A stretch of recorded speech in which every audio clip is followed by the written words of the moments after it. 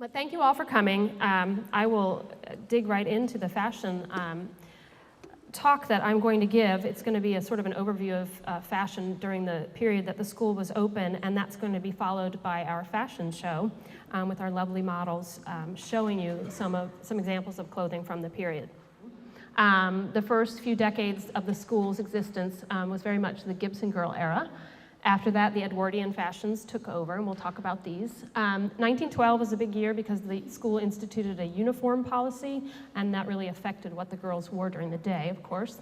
The flapper era from the 1920s we'll talk about. 1930s, not a lot going on. It was the Depression years, not too much. School enrollment was quite low during those years. And then in 1937, National Park Seminary became National Park College, and had a much more practical academic approach, and they got rid of the uniform policy. And in 1942, the school was closed when the Army took the property over to become an annex to Walter Reed Hospital. Okay, so we'll start in the 1890s. By this period, the 1890s, women's dresses had lost some of the extravagances of previous decades. There were no more crinolines or bustles. There was less ribbon and lace, but definitely still a very tight bodice and a wasp waist that would continue into the first decade of the 20th century. The mid-1890s introduced leg of mutton sleeves, which we all know, and these grew in size each year until they disappeared in the first decade of the 1900s. Elements of daily wear at the time for students were a day dress or a shirt, waist, and skirt. The shirtwaist, which was also just called a waist, was a bodice tailored like a man's shirt with a high collar, and the skirt was gathered at the waist and fell naturally over the hips. The late 1890s, the sleeves of the shirtwaist were generally puffy at the shoulder and got narrower and tightly fitted on the lower arm and wrist. Walking suits featured ankle-length skirts with matching jackets, while afternoon dresses had high necks, wasp waists, puff sleeves, and bell-shaped skirts. Most important in guiding fashion at this time, particularly to the younger generation, was the influence of artist Charles Dana Gibson and his ever-present Gibson Girl. At this time, keep in mind, there were no fashion models. The fashion magazines did not have photographs of women, so they were drawn. And Charles Dana Gibson very much influenced the look of fashion models. So this is what the girls were seeing as the ideal beauty and the height of fashion.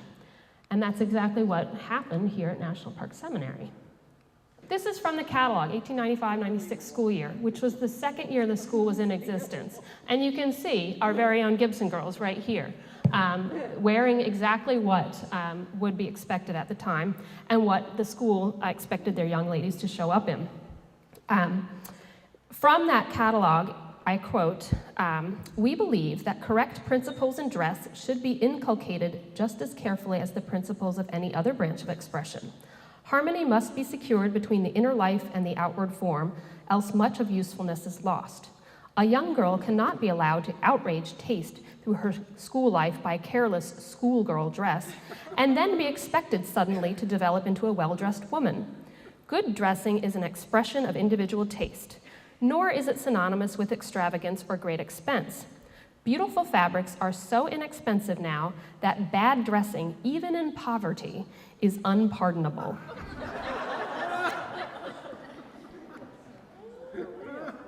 And here are some of our young ladies posing on the campus. Gowns for use during the school and study hours were to be made in a casual, non-restrictive style, just above floor length, with any variation as to trimmings and materials, as long as it followed the Empire style.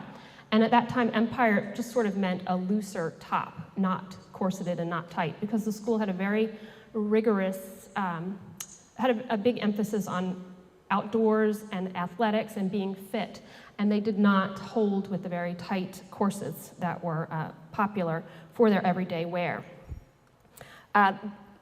At least 2 gowns were to be provided for each season, and they were to be simple, inexpensive, and healthful.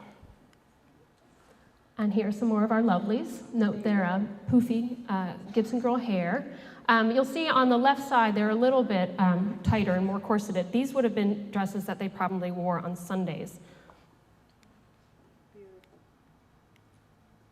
And here are some more. The ones on the left here especially, you can tell the corseted waists. For dinner, the girls were requested to bring 2 or 3 dinner waists, light and dainty in color, for daily use at the dinner table, as well as a bedroom wrapper, green flannel gym suit made with a Garibaldi waist and short full skirt, an umbrella, overshoes, leggings, and gossamer. In a move that continued throughout the school's history, wardrobes were inspected upon entrance. Clothing that was too tight for comfort and health would be altered at the expense of the student or would be sent home. And here we have, of course, our very own Gibson Girl, waiting at the train platform at Forest Glen Station as she either arrived or departed to come to school here. Women went through, as we entered the 1900s, the fashion followed, in the earliest years, the 20th century, it followed what had happened in the 1890s, not terribly different. However, as the new century progressed, the emphasis became a columnar form with a looser waist, and you can see that towards the right side of the slide in 1913. And the biggest change would be the ever-shortening dress lengths. Women went through the very unfortunate phase of the Edwardian corset, which pushed out the bust and the bum and cinched in the waist. The result was an S-shaped silhouette, which was basically a bent-over form, which made sitting and breathing, and I'm telling you right now, standing, difficult, and certainly wasn't easy for walking. The addition of the aptly named hobble skirt only inhibited movement further.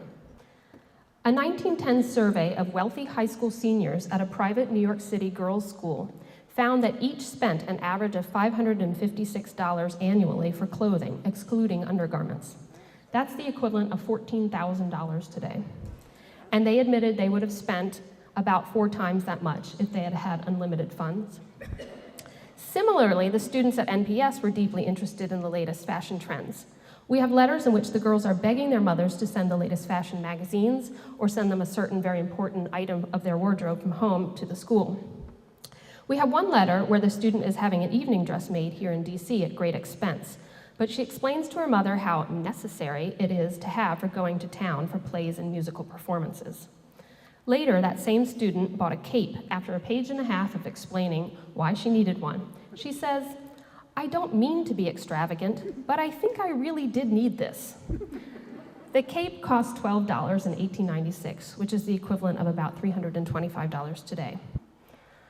Dressing became competitive at NPS, a fact that was recognized and discouraged by the school administration. And I should mention all the photographs are of students at the school, with the exception of this one. This is from a student's photo album, but it's actually at her hometown. So she is the girl on the far left, and the rest, I believe, are friends from home. They're not students here. But all the other photos are of students here on the grounds. The school administration discouraged the competitive dressing, and they said in their publications, "The success and social recognition of your daughter at school will depend solely upon her real worth, not upon her wardrobe." However, the verbal admonition was not enough to stop mothers from sending their daughters with inappropriately extravagant or tight-fitting clothes.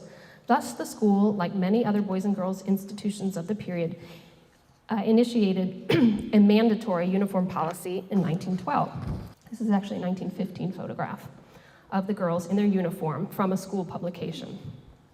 The school required a minimum of 4 uniforms, which were the sailor-type dress. These were not at all uncommon for schools at the time, nationwide, and they are most frequently associated with the Peter Thompson Company, and they were called PTs by the girl. The Peter Thompson Company was one of the many manufacturers that made these. I think that's almost exclusively what they made, but they were also made by major department stores as well as some fashion lines as part of their collegiate collection. The school required 2 in colored linen, 1 in a white washable fabric, as in linen or cotton, 1 in a dark wool serge of any color.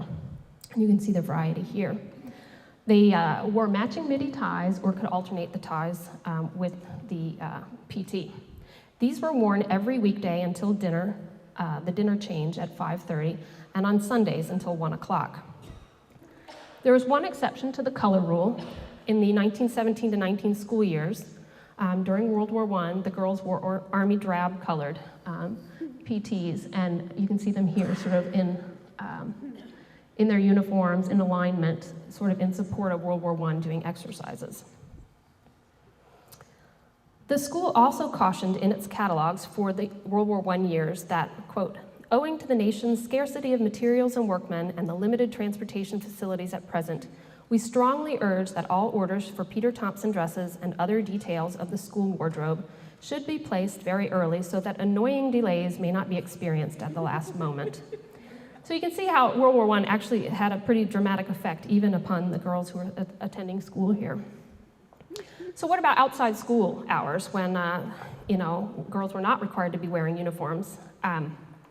The school explained its philosophy of dress thusly. We have never adopted a uniform outside the school hours because we have felt that such a costume defeats an excellent chance for training girls in the correct expression of individuality, and also for cultivating the power of refined discrimination. But the young girl learns more easily to discriminate when the object of choice is limited. Therefore, it seems wise to select some one design which is generally considered to be sensible and confine the dress for working hours to that particular style. We hope thus to eliminate the motley array presented in the varied interpretations of the phrase, a few simple dresses in cotton and wool. This was handled beginning in the 19-teens through a distribution of a pamphlet called Concerning Dress, which was mailed to all incoming students, and gave very specific direction to the students. In addition to the uniform requirements, the girls were instructed to bring 3 dinner dresses, and we have examples here, one in white, one in a light color, and one dark, to be in a suitable fabric such as lawn, organdy, crepe, light silk, or voile. The dinner dresses could also be used for Sundays at home, or one other dress could be substituted to be made of lightweight wool or silk. For going into town, and the girls went in for shopping, sightseeing, trips to the theater, etc., the NPS student needed a tailored suit coat or a dress of dark wool or silk and a top coat of cloth or fur. One simple hat was required for town, but was not worn while on the campus. And finally, she needed one evening dress for formal parties, made of modest materials and cut on moderate lines without a train. Straps were not allowed, and the dresses had to have sleeves. The direction was that it may be cut out at the neck below the collar line, but never low enough to offend the most critical taste. Extreme décolleté and iridescent ornaments on elegant materials belong to matrons and dowagers. A girl's dress should be characterized by freshness and simplicity, and this was their ideal right here. Another dramatic change in women's appearance in the 19-teens was the almost overnight shift from the long piled Gibson Girl hair to the short chin-length bob. And this has a very specific link to the seminary. In fact, National Park Seminary is possibly the birthplace of the bob in America. Irene Castle, the original bobbed hair. Irene Castle, née Irene Foote, was a student here at National Park Seminary in 1908, from 1908 to 1910. Always an independent character and not much of a rule follower, she cut all her hair off in 1909. Later in life, she claimed it was so she could go to class after her swimming with dry hair. But she was no doubt influenced by the Parisian fashion magazines, which had begun to feature bobbed hair that year. When Irene cut her hair into what became dubbed the Castle Bob, her fellow students followed suit, much to the chagrin of their parents. This on the left is the 1909 yearbook, and the one on the right is the 1910 yearbook. And this is just one photo out of the hundreds from both yearbooks. Every girl has Gibson Girl hair in one year, and every girl has bobbed hair the next year. So students went off to school with their Gibson Girl hair coiffed up on top and came home for the holidays looking like a boy. Parents started sending irate letters to the president of the school about their daughter's appearance, and Irene took off. She ran away from school up to her aunt's in New York City. Dr. Cassidy, the president, was called and picked her up and returned her to school. While she was let off with a stern warning and a lecture about behavior and attitude, she didn't change, and she was expelled when she was caught planning another escape from the school. So much for our brush with fashion. The boyish look was not only found in hairstyles, but made its way into dress styles as well as we move into the 1920s. Dresses became more tubular with lower waistlines, and emphasis was placed on a boyish figure with a flatter bust, less emphasis on the hips and waist, and a much less defined waistline. I think it looks dowdy, but that's just me.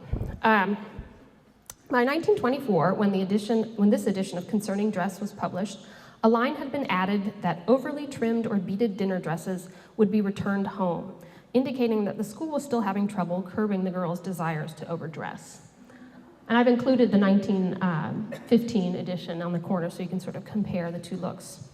Next is the town outfit. And you can see it's got a sort of a baggier aesthetic.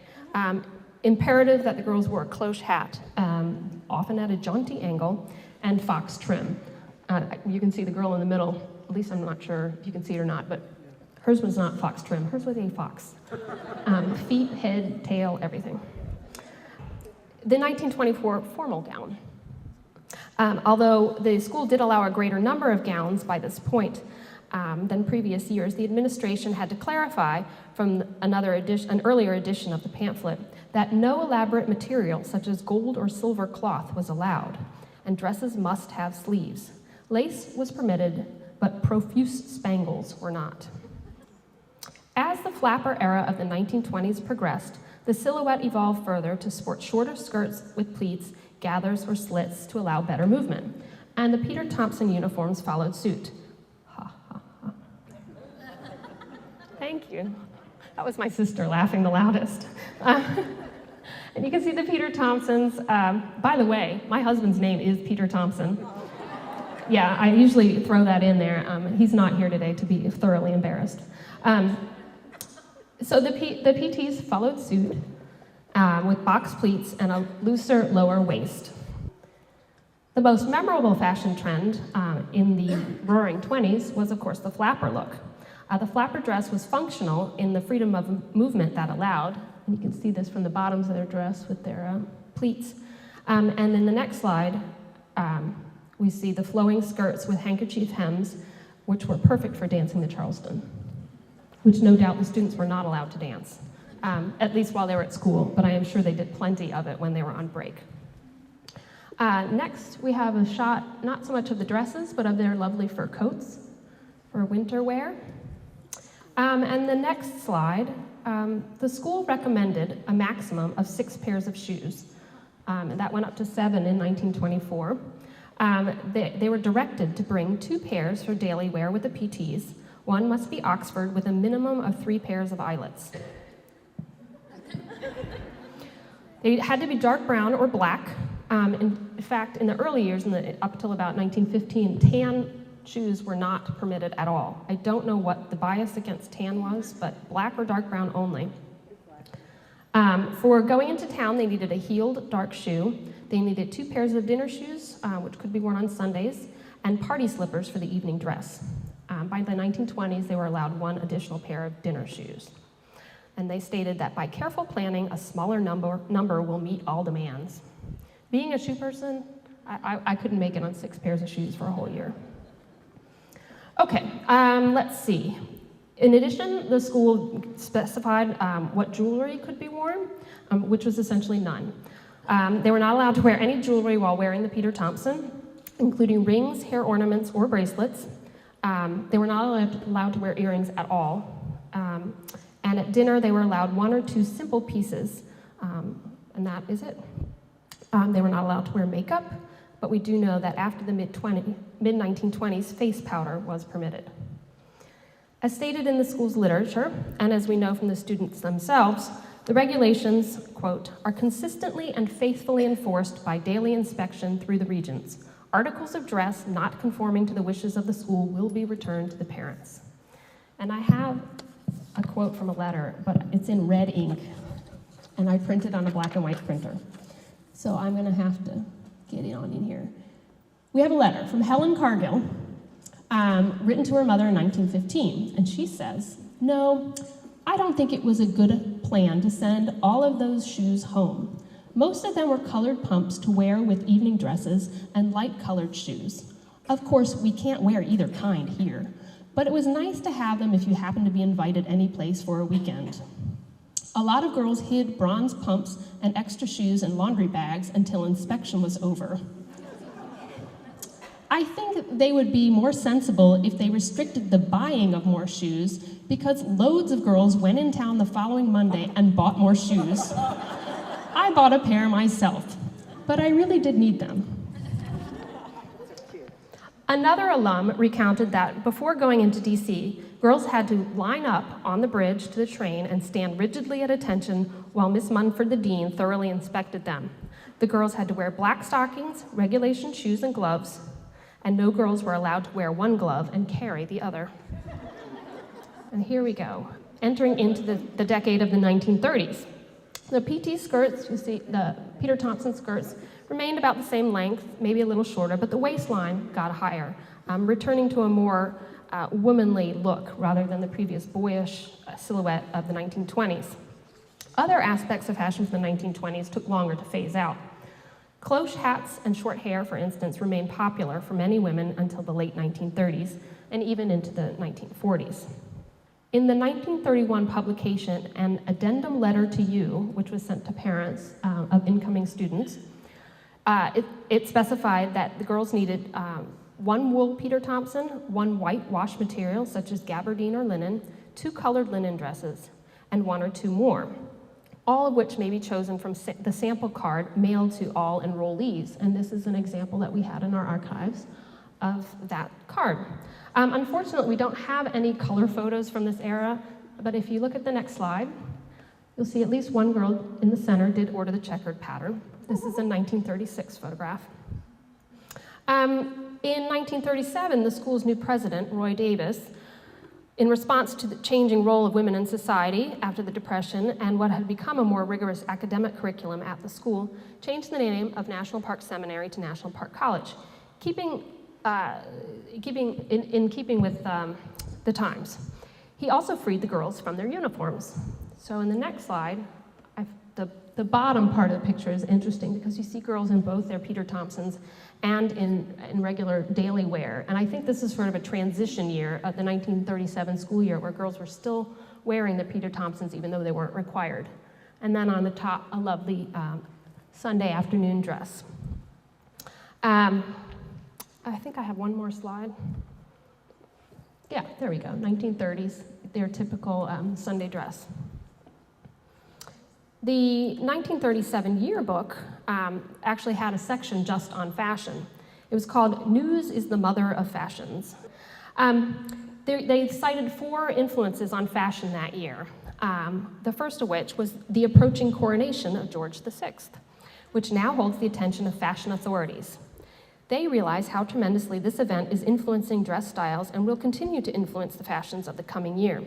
The richness of fabrics and elaborate dress designs found in royal court costumes are now prevalent over the world. Gowns have become more regal and dignified as a result. And those are the class officers as well as the dean, and on the left side. And on the right, I just included that from the 37 yearbook because it shows that the girls had photos taken at home, at a studio at home. They did not take pictures on campus like they do today. So they were allowed to wear whatever they wanted and dress as formally as they wished. So that's why you see some sleeveless gowns and a variety of styles. Another thing they cited as an influence on fashion was swing music and the dresses that were created to show off this dancing style. And if you sort of imagine Ginger Rogers dancing around the floor, her skirt always flew out. And I think this is a very good example of what that might look like on the dance floor. The other influences on fashion were listed as last summer's Olympic Games, so that would have been the 36 Games, which brought about an interest in traditional Greek drapery and sandals, and also the Spanish Revolution, which revived an interest in bolero jackets and other Spanish-influenced trends. I don't have any photos. But in the 1940s, we can see that styles on campus became a lot less formal. From 40 to 42 in the last years of the school, the girls wore skirts, blouses, and cardigan sweaters paired with bobby socks and saddle shoes. This is a photograph in the soda shop on campus. It used to be a tea shop, and then it became a soda shop in later years. The relaxation of rules extended to the wearing of jewelry and makeup as well. And you can sort of see, this is the only photo I had that showed somebody's fingernails very clearly in the bottom left are painted. Also wearing rings, bracelet, watch, etc. So definitely less traditional. This is a photograph of the graduating seniors for the class of 1941. And you can see they're wearing makeup as well, notably ruby red lips. And they're also wearing their elbow-length gloves, which were de rigueur with evening gowns on campus. Next is an example of day dresses that would have been worn into town. These were paired with opera-length gloves or short gloves of fabric or leather, and you can see the girls are wearing their gloves in this photo. As they're visiting the Lincoln Memorial, and you can also see that they followed the fashion trend of the 1940s that put a strong emphasis on the shoulder, particularly butterfly sleeves, banjo sleeves, and exaggerated shoulder pads. This period also saw the first widespread use of man-made fibers, especially rayon for dresses, underclothing, and stockings. I think we can see some of those, not only the man-made fabrics, but dyes as well. Yeah, they're pretty bright. So here we have one of the final slides, the final photographs from the era, and we see that over the years, the students of NPS followed and even helped set major fashion trends at every era that the school was open. And they did it with the utmost taste and perfection, and always with a sense of fun. There we have a little comparison, beginning and end. And we do have now to showcase the various styles in person, our lovely volunteer models. They will be wearing a mix of vintage and vintage-inspired clothing, and they will be introduced by our board member, Ellen Ennett. We're very lucky to have Ellen, who's also a resident here, give us an introduction to our models. So thank you, and let the fashion show begin.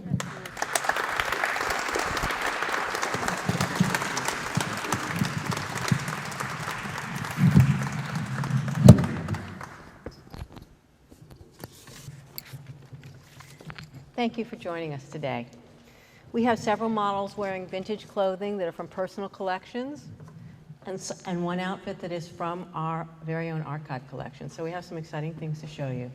Our first model is Kim. Come on down. Hi, Kim. Kim is wearing a student-styled outfit from the mid-1890s.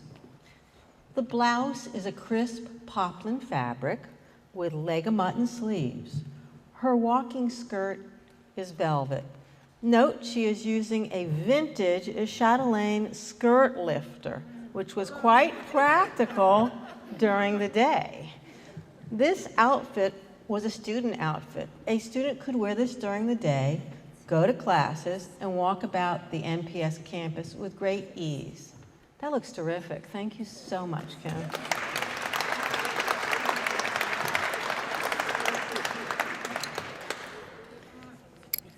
Okay. Coming up next is our very own resident, Pat Crawford.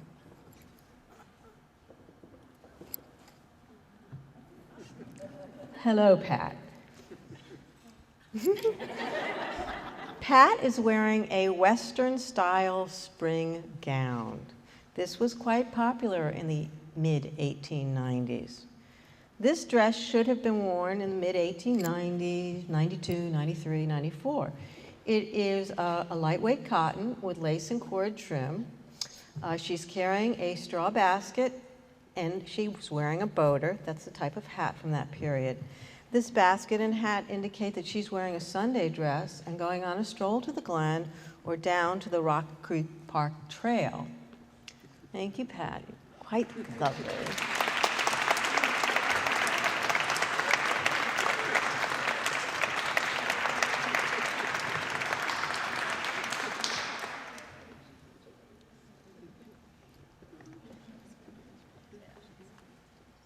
Terrific.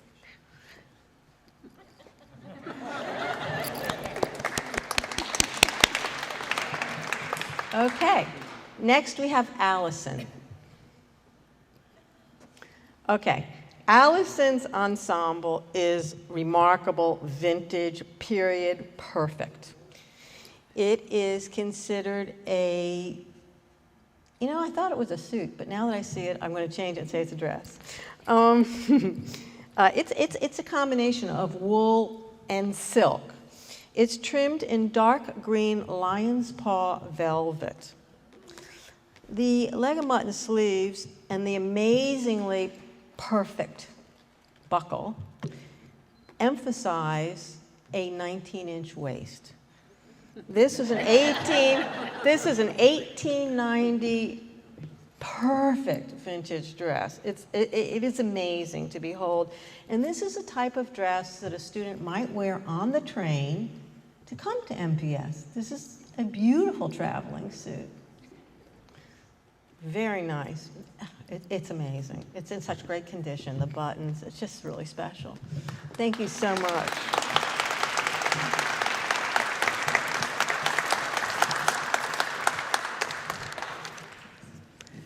Okay, Miss Modern Times, come on down.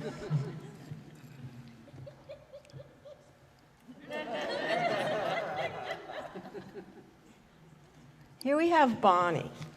Bonnie is wearing a town travel reproduction suit. It's crafted in a teal moire taffeta trimmed in black Havana lace. By 1910, women's fashion started to evolve to a narrow, sportier silhouette. Note the rakish tilt of Bonnie's hat. The modern students of 1910 could wear an outfit like this to venture into Washington, D.C. for sightseeing and shopping. Very lovely. Thank you, Bonnie.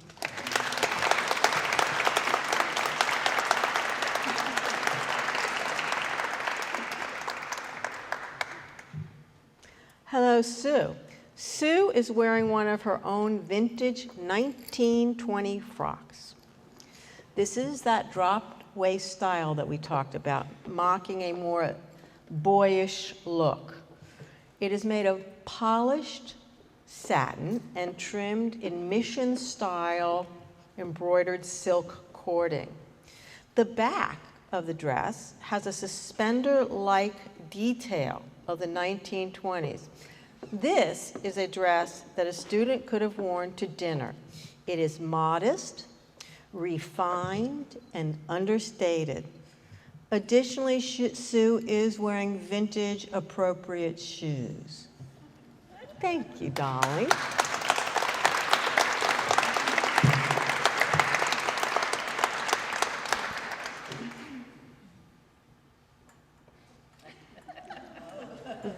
This is probably one of my favorite things, being a vintage costumer, in the archive collection. This piece belongs to the SOS archive collections. It's housed up on the 4th floor. It is made out of, we believe, silk. It's called sturdy silk. The MPS logo on the sleeve is quite vibrant, as is the embroidery. It's remarkable to see something this beautiful and this blue in our sepia tone photographs that we have. It is a uniform top, and it was made at Julius Garfinkel's. Feel free to come up and look at it after the production that we have today. It's just terrific. The reason it's in such good shape is because it was stored in a trunk, we believe, at the bottom of a trunk. Hence, the air didn't fade it, and it stayed fresh. It's just spectacular. Thank you, Bonnie.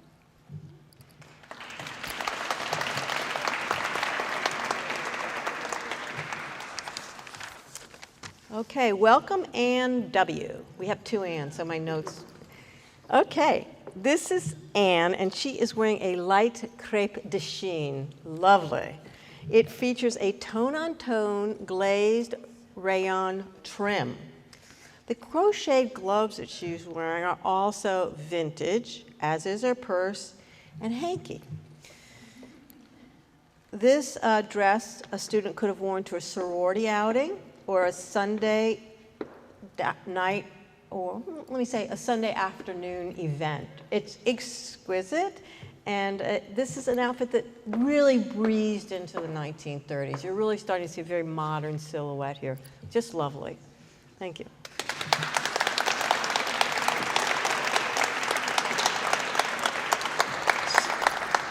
So now we find ourselves in the 1930s. I'm going to talk about my dress for a moment, and then I'll step out. I'm wearing an evening gown from the mid to late 1930s. We know this because it's made out of rayon. Most dresses with this amount of beading, if it were made in silk, would have been shredded by now. This dress is encrusted in hand-sewn glass beads. It's quite intricate. I would have, if I had this dress back then and I was there, I would have been probably a matronly chaperone to one of the dances or a special event in the dining room. The girls would not wear a dress like this, but it is a remarkable vintage piece nonetheless. So I'm going to step away and turn so you can see it.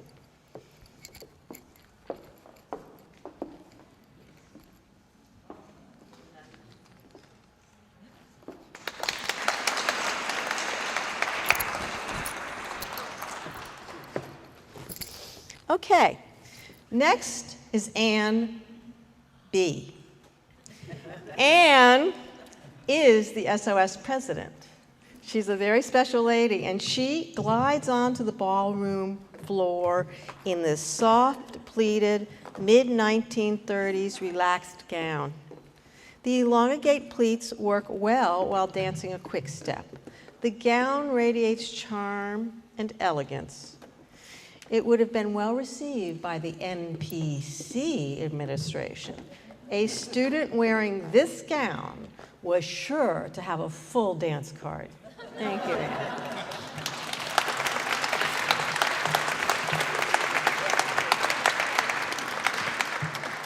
There's a little tricky quick change here, and I have to step away for a moment to check something. Oh, we're good? Okay, all right. This is Sue. Sue is wearing a vintage, just perfect suit from the late 30s, early 40s. Sue ushers in a new age at MPC. This is a professional look, a sturdy wool tweed suit. Note the nipped style waistline. The entire outfit from head to toe is Chanel inspired, and these girls, they might have been wearing the real deal. Yeah, they may have had those Chanel outfits and Schiaparelli outfits at that point. She's also wearing her own vintage shoes, and it really personifies the image of the NPC college, pre-college student. Very professional. Nice gloves, too.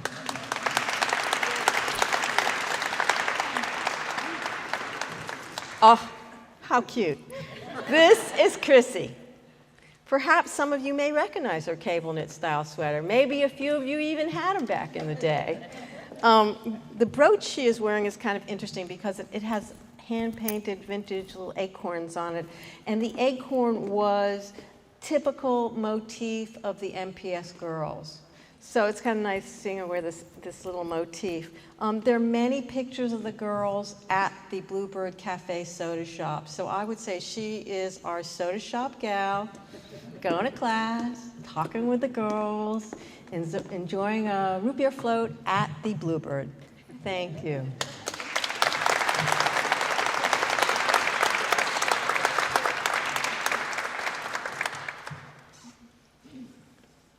Lastly, we have Lori.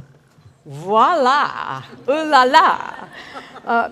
Lori is wearing her own vintage satin and crepe evening dress. It's really wow. It's 1940 vintage, and it just simply floats. The delicate nature of this dress allows it to float and spin. It is a light pink blush.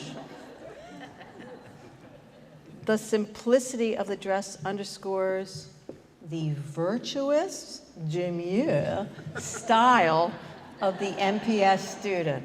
It is exquisite, and you look simply divine. Thank you.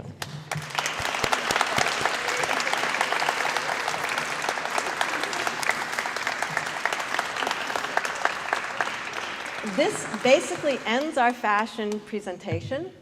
I want to take a moment to thank all of our volunteers and models. Ladies, why don't you come back out for a moment, take a bow.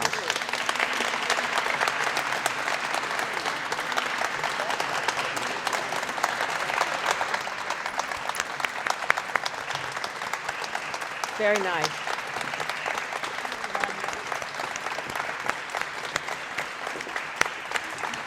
Wow.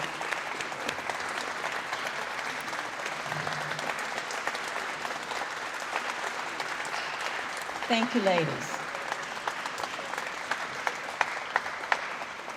Thank you.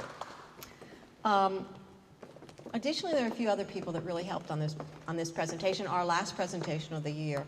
We want to thank Sue Fedor, one of our models. Many of the outfits she had were her collection that we used, so thank you, Sue.